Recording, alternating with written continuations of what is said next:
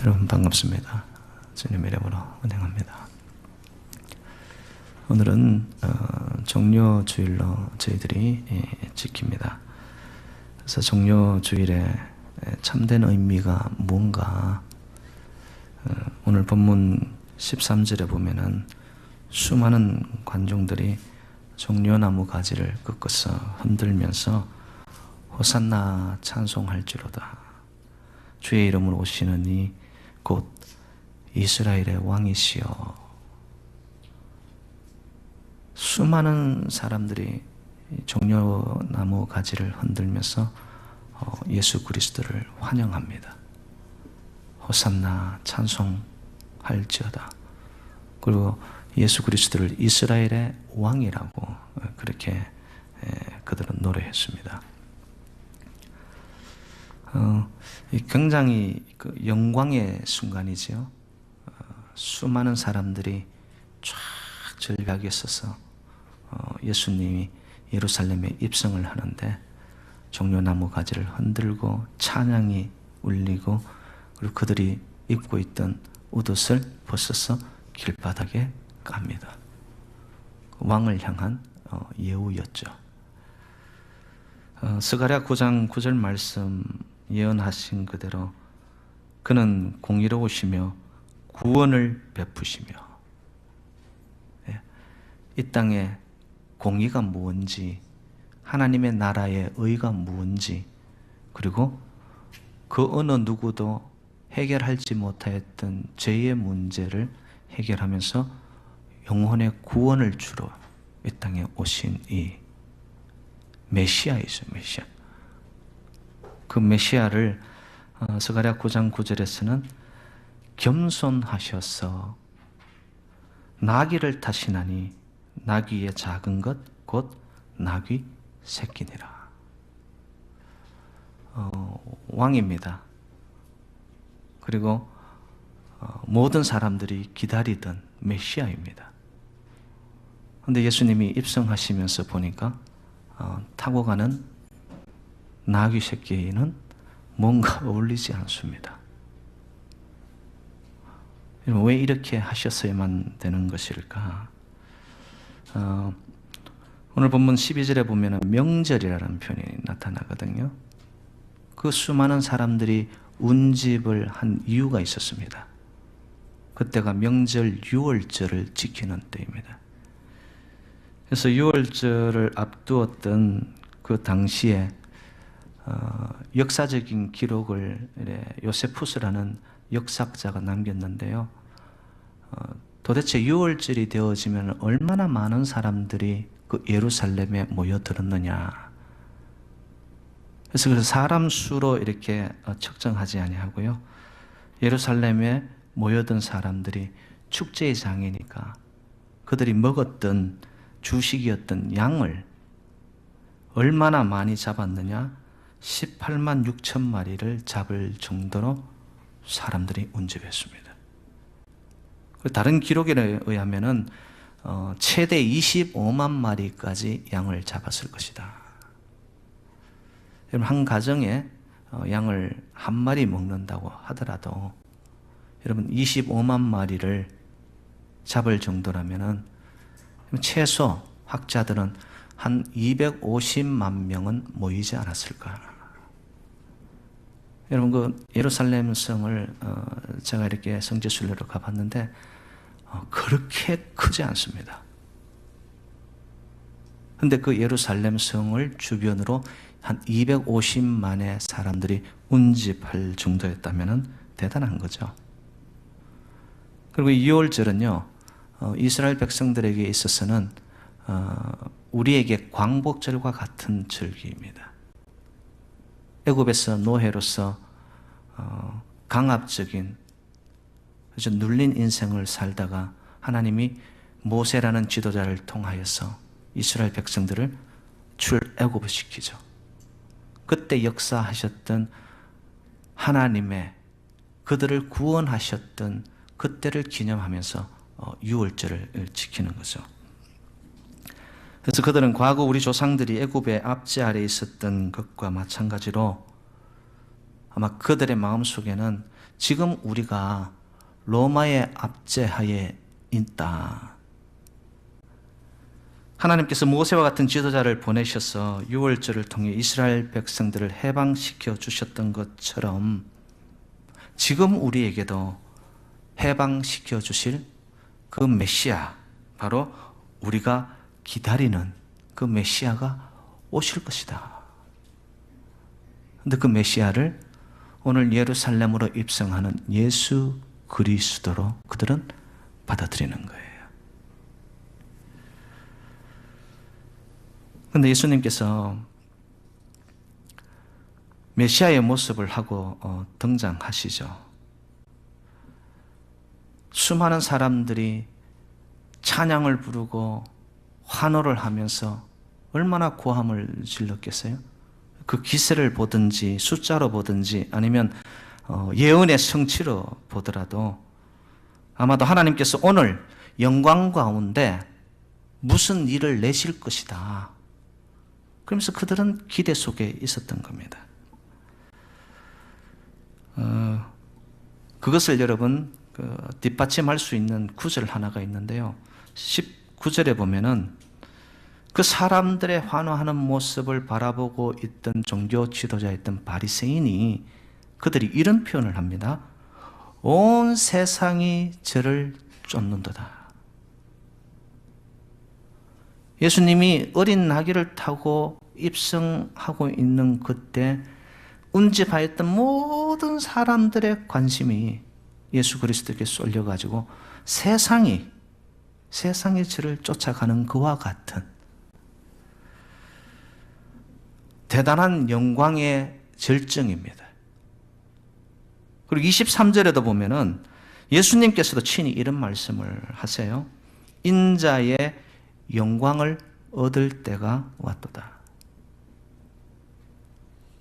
그럼 지금 분위기가 영광이라는 분위기로 한층 들떠 있는 상황입니다. 예수님도 친히 인자가 영광을 받을 때가 왔다라고 말씀을 하고 계셔요. 이러한 모든 것들을 종합적으로 보았을 때에 아마 백성들은 이런 생각을 하지 않았을까. 그동안 예수님은 3년 넘게 죽은 듯이 지내시다가 그 조롱과 수모와 침뱉음과 손가락질과 그런데 이제 드디어 영광을 받으시고 세상 앞에 능력을 보이시면서 세상의 권세를 그의 무릎 앞에 꿇게 하시겠구나. 세상 앞에 보란듯이 천군 전사를 동원하실 것이며 로마 군병들을 몰아낼 것이며 저 로마의 앞잡이 헤롯의 무릎을 그분 앞에 꿇게 하실 것이다.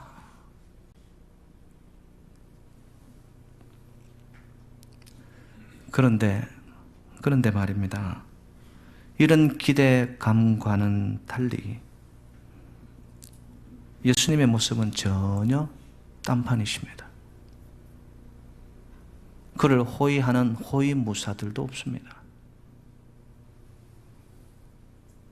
여러분, 왕이 아니면 대통령이 정말 취임식을 한다든지 뭔가 행진이 이루어질 때는 레드카펫이라도 깔려야 되고 여러분 최고의 리무진 차가 세단 차가 와서 맞아들여야 되는데 예수님의 모습은 보니 초라하기 짝이 없습니다. 사람들의 들뜬 환호와 그 분위기에 비하여 예수님의 모습은 너무나 비교될 만큼. 근데 여러분, 인자가 영광을 받을 때가 왔다라고 말씀을 하시면서 예수님이 그 이어 하신 말씀이 저희들에게는 충격입니다. 24절로 25절 말씀에 내가 진실로 진실로 너희에게 이르노니 한 알의 밀이 땅에 떨어져 죽지 아니하면 한 알 그대로 있고 죽으면 많은 열매를 맺느니라. 자기의 생명을 사랑하는 자는 잃어버릴 것이요 이 세상에서 자기의 생명을 미워하는 자는 영생하도록 보전하리라. 25절 첫 번째 나타난 이 생명은 원어에 봤더니 푸시케, 그 뜻은 육신의 삶을 말합니다. 겉모습이라고 할 수 있겠죠. 그것을 사랑하느냐, 눈에 보여지는 것을 따라가느냐, 결국에는 다 잃어버릴 것이다. 그런데 두 번째 사용된 생명은 봤더니 조에로 쓰여져 있습니다. 원문에.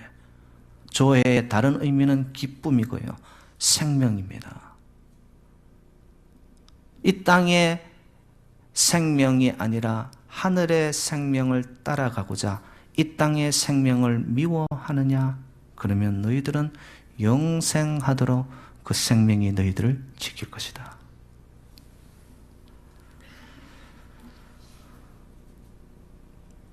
여러분, 예수님께서 친히 영광을 얻을 때가 왔다라고 선언하신 이후에 예수님은 복음이 무언가에 대해서 말씀합니다. 그 복음은 다른 아닌 죽음이었습니다. 한 알의 밀알이 땅에 떨어져 썩지 아니하면, 죽지 아니하면, 비워지지 아니하면, 없어지지 아니하면 한 알 그대로 남는 거예요.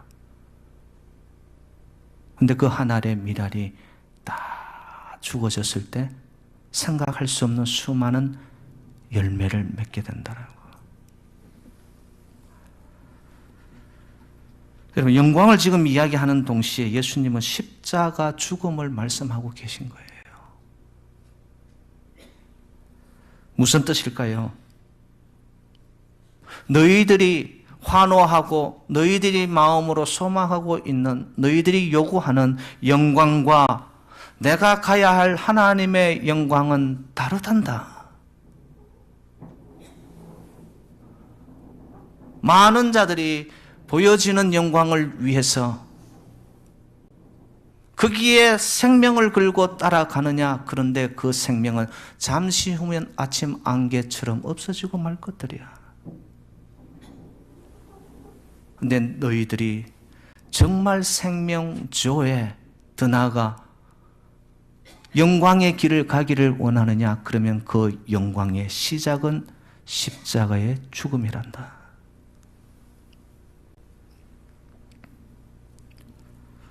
여러분, 세상의 영광과 하나님 나라의 영광은 본질적으로 다르고요. 본질적으로 그 의미는 비교할 수 없을 만큼 시작이 다릅니다. 이 땅은 어떻게든 살려고 합니다. 근데 다 살려고 발버둥 치는데 세상은 이상하게 어려워지고 혼란스러워지고 죽어가고 있습니다. 하늘의 영광은 봤더니 죽어야 된대요. 썩어져야 된대요. 없어져야 된답니다. 그런데 그 길을 봤더니만 없어지는데 생명을 창출합니다.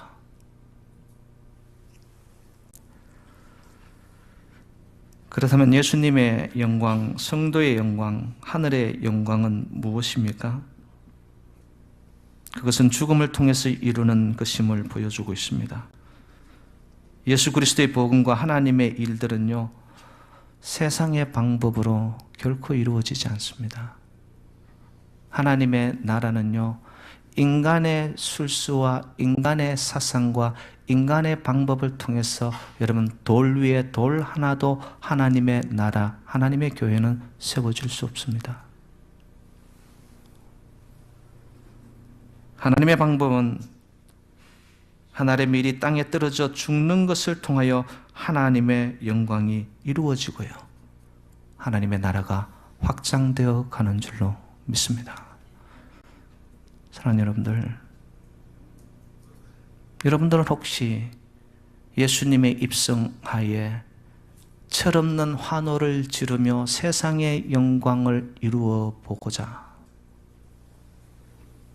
교회 안 나가기에는 좀 이상하고, 교회에 나가 이 땅의 영광과 순공과 내가 생각하고 있는 무언가 이루고자 하는 것을 내 삶 속에 갖기 위해 오늘도 예수를 따라가고 예수의 이름을 노래하고 찬양하고 있다면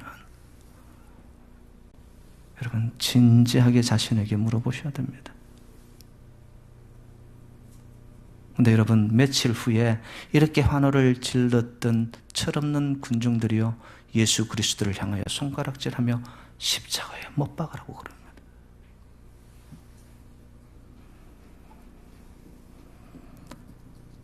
어떤 교회가 강한 교회일까요? 살려고 부흥하려고 성장하려고 하는 교회가 강한 교회가 아니고요. 어떻게 하면 하늘의 미랄처럼 내 스스로가 죽어질까를 각오하는 교회가 강한 교회입니다. 어떤 성도가 진정 하나님이 보실 때 쓰시고 강한 성도일까요? 능력을 베풀고 많은 사람들이 따라올 수 있는 신앙의 본이 되어지는 향기를 바라는데 높아지는데 이상하게 그의 삶의 모습에서는 썩어지는 미랄의 모습이 없습니다. 강한 것 같지만 실제적으로는 약한 겁니다. 그런데 정말 강한 성도는요 드러나지 않아요. 말이 없어요. 있는 듯 없는 듯 합니다. 그런데 그에게서 뿜어져 나오는 향기가 많은 이들에게 담을 넘고 울타리를 넘어서 엄청난 영향력을 미치기 시작합니다.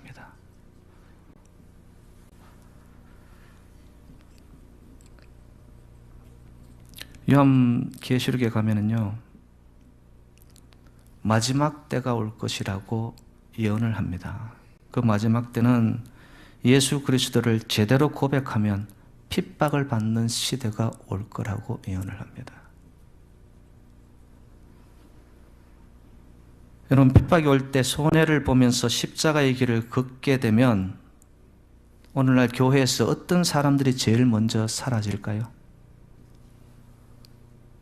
죽음의 길이야, 핍박받는 길이야. 그 길이 아니면 안 돼. 마지막 때는 바로 그러한 시대입니다, 여러분.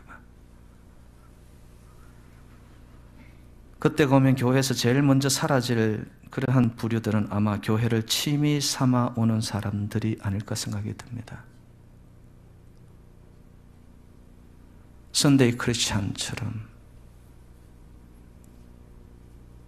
내 마음 중심을 십자가에 둔 것이 아니라 어떤 교회의 분위기, 예배 속에 흘러가는 어떠한 거룩성, 이러한 분위기에 내 삶이 그냥 물결 치듯이 따라가는 성도들.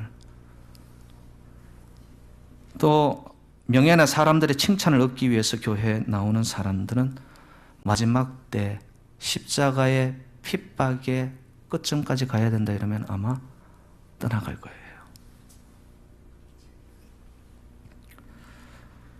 요즘식으로 제가 표현을 하면 예수 믿으면 축복받고 출세하고 자녀들도 잘 되고 부자 된다라는 그것을 근거로 해서 세상 영광이죠. 그것을 근거로 해서 교회에 다니는 사람들은요 마지막 때 십자가의 핍박을 자기 스스로가 실제적으로 선포하고 고백하고 그 길을 가야 할 마지막 때가 온다면은 하나님의 영광 아닌 세상 영광을 따라가는 성도들이라면 쉽게 교회를 떠나버리고 말 겁니다.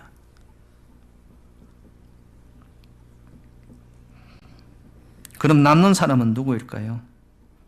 주님과 함께 십자가를 질 사람들이겠죠. 여러분 이것이 진짜 믿음이고 역사하는 믿음이고 세계 역사의 흐름을 지금도 바꾸어 가는 믿음입니다. 하나님의 역사는요 언제나 거창하고 대단하고 드러난 것을 통하여서 하나님의 역사를 이룬 것이 아니라요 미미한 것 같지만 없어진 것 같지만 보이지 않는 것 같지만은 남아있는 그 작은 그루터기에서 새로운 새싹을 이루어내면서 하나님의 나라를 보란듯이 이 땅에 보여주신 하나님의 역사, 지금도 하나님의 그 구원의 역사는 도도하게 이 땅을 흘러가고 있습니다. 세상의 영광, 그 하나님의 구원의 역사와 영광 앞에 비교 불가합니다.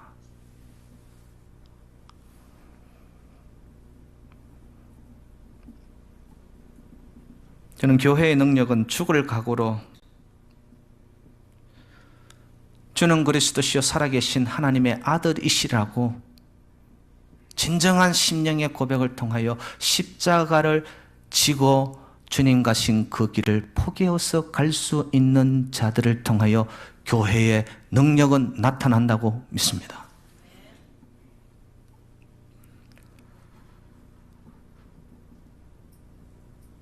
오늘 본문을 보면은 예수님이 이 본문을 대하는 자들에게 무언의 외침을 하시는 것 같아요. 이런 말씀을 하시는 것 같습니다. 너희들은 세상의 영광을 추구하고 있지 않느냐? 너는 어디를 바라보고 있는 거니? 내가 주는 영광과 내가 주는 능력은 십자가를 통해서 나타나는 것이지 세상의 논리를 통해서 나타나는 것이 아니란다.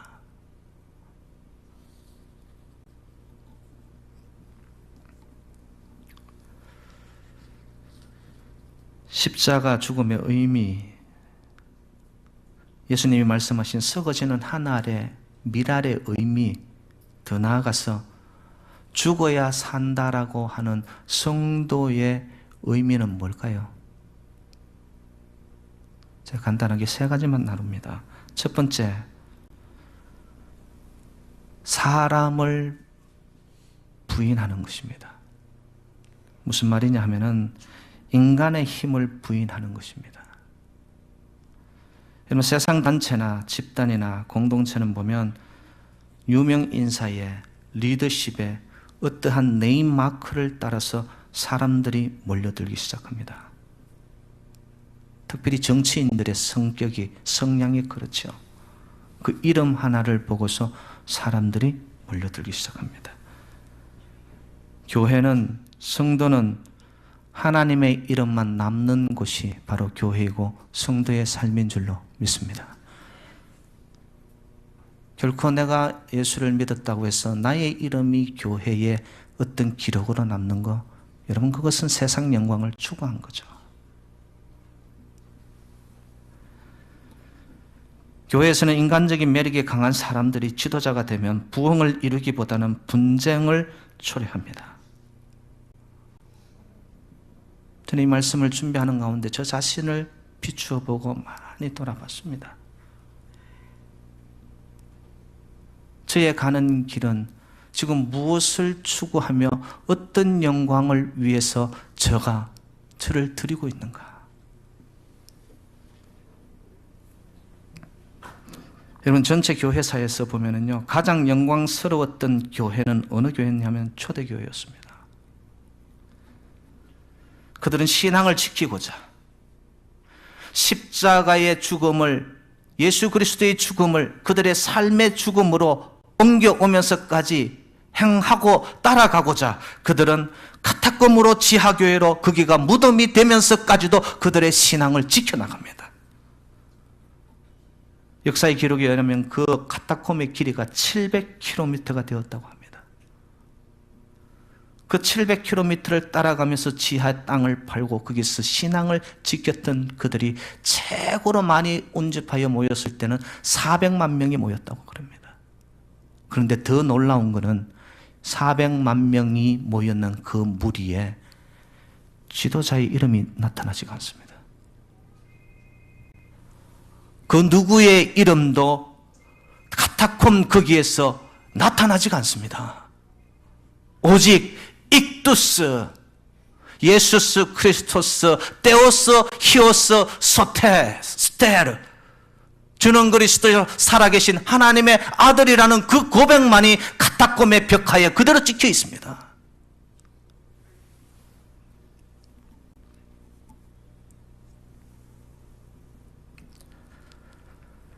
그렇게 능력 있게 역사했던 하나님의 역사의 핵심은 사람의 이름이 아니라 그리스도요, 살아계신 하나님의 아들이라는 그 나사렛 예수 그리스도의 이름 때문에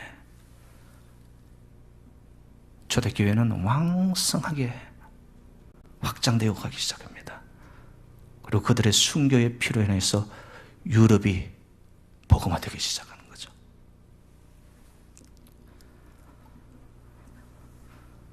여러분, 고린도 교회 하면은 생각이 나는 게 뭐죠? 다툼이 있었던 교회, 분쟁이 많았던 교회. 여러분, 그 교회가 4분 5열된 거 아시죠?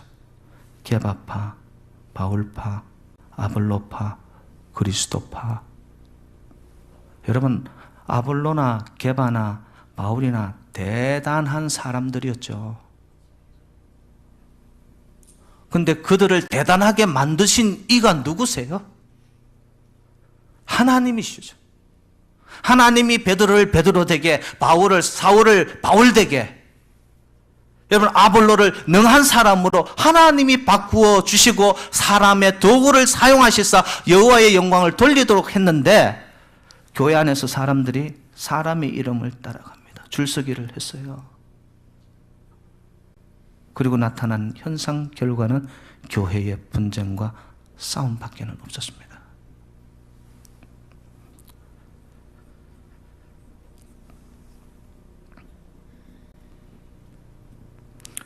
여러분, 인간이 드러나는 교회는 반드시 수렁으로 빠져들고 맙니다. 저는 우리 교회가, 저와 여러분 모두가 하늘에 썩어지는 미랄, 영광의 시작이 봤더니만 십자가의 죽음입니다. 우리 모두가 그러한 출발을 이루어 갈 때 제 마음에 소원이 있었어요. 출애굽기 24장 17절 말씀에 모세가 시내산에서 하나님이 주시는 십계명을 받을 때 밑에서 성도들이 그 광경을 보고 이렇게 표현합니다.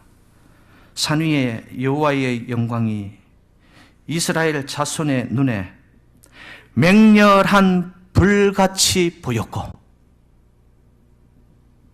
저는 우리 제단에 여호와의 이름만 높여질 때에 이곳이 세상 사람들이 바라볼 때에 영광의 맹렬한 성령의 불길이 타오르는 제단이 되기를 주님의 이름으로 축복합니다. 우리의 마음속에, 아버지, 저는 아무것도 아니죠. 저는 다 비워지고 저는 없어지고 저는 죽어지겠습니다. 저를 통하여 여호와의 영광, 주의 이름만 높임 받으십시오. 그럴 때 저는 반드시 하나님이 이 제단에 주의 백성들의 그 고백과 중심을 보시고 하나님이 다스리시고 역사하는 복된 제단이 될 줄로 믿습니다. 두 번째, 세상 논리에 대한 죽음입니다.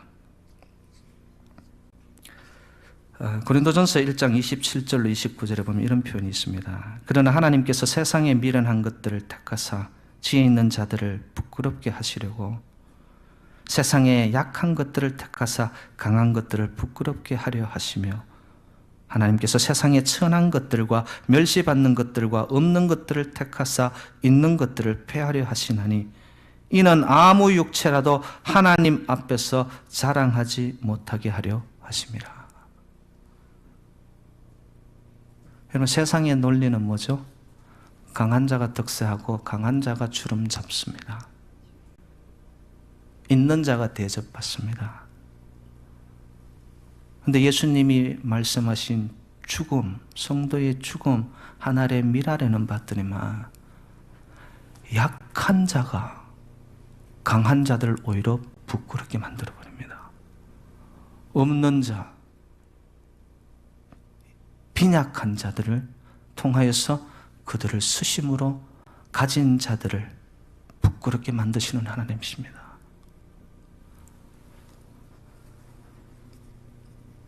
여러분, 예수님의 제자들을 한번 보시기 바랍니다.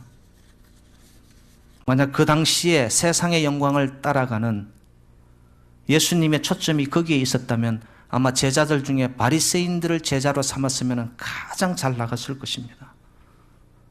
성경에 대해서 해박하고 교회 역사에 대해서 해박하고 그들은 거침이 없는 자들이었고요. 좋은 가문들을 갖고 있었고요. 그런데 예수님은 제자들을 뽑는데 하나같이 어부, 세리, 연약한 자, 마지널라이즈, 외진 곳에 있는 사람들의 세상에 관심이 없는 자들을 예수님은 뽑으시사 그 뽑은 자들을 통하여 세상을 변화시키셨습니다.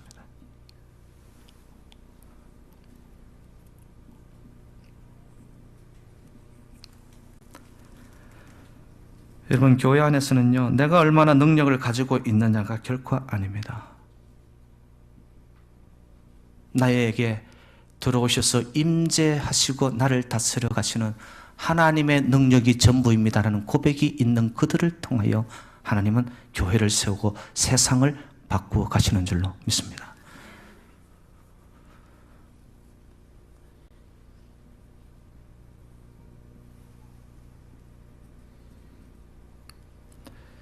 저는 저와 여러분들이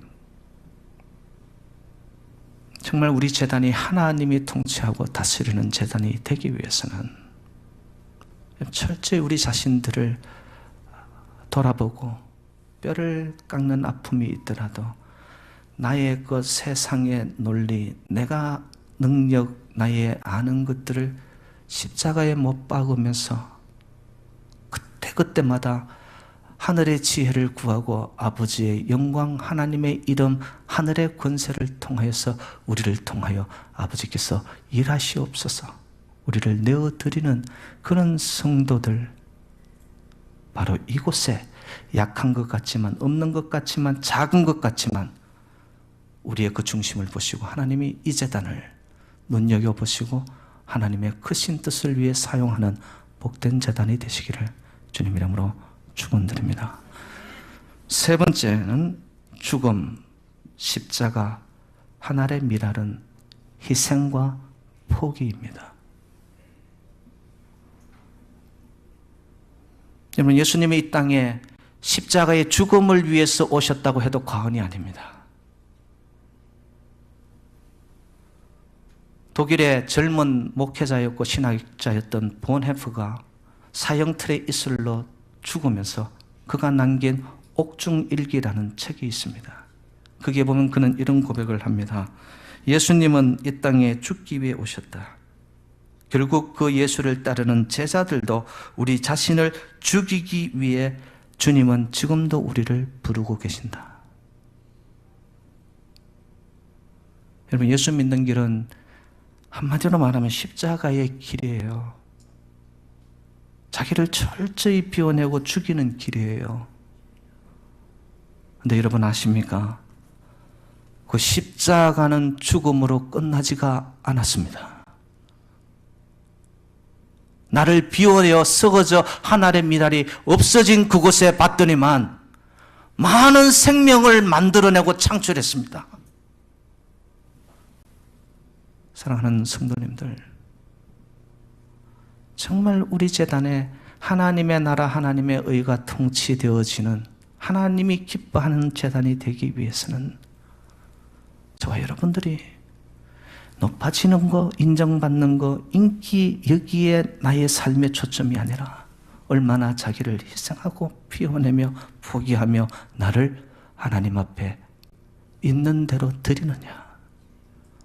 여러분, 이 삶을 통해 십자가가 죽음으로 끝나지 않고 부활의 영광으로 나타났던 것처럼 저와 여러분의 삶의 현장 속에, 여러분 이번 고난주간을 지나며 오늘 예배 속에 나를 위해 찢기신 주님의 살과 나를 위해 흘리신 주의 보혈의 피를 우리가 먹고 마시면서 그 의미를 곱씹고 주님의 죽음 십자가의 도, 거기에 썩어지는 길에 동참하는데 여러분 몸에 들어온 주 그리스도의 보혈과 찢기신 살로 통하여서 여러분의 삶의 생각의 존재 안에 새로운 부활의 역사, 생명의 역사, 구원의 역사를 통하여서 여러분들이 있는 곳곳마다 또 다른 길을 열어가는, 그리하여서 구원의 새로운 장이 펼쳐지는 놀라운 축복과 은혜가 있으시기를 주님의 이름으로 축원드립니다.